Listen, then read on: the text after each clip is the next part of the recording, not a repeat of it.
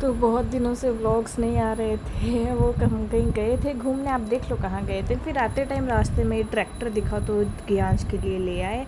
उसके बाद मैंने बनाई आज पापड़ की सब्ज़ी, बहुत दिन से मन कर रहा था।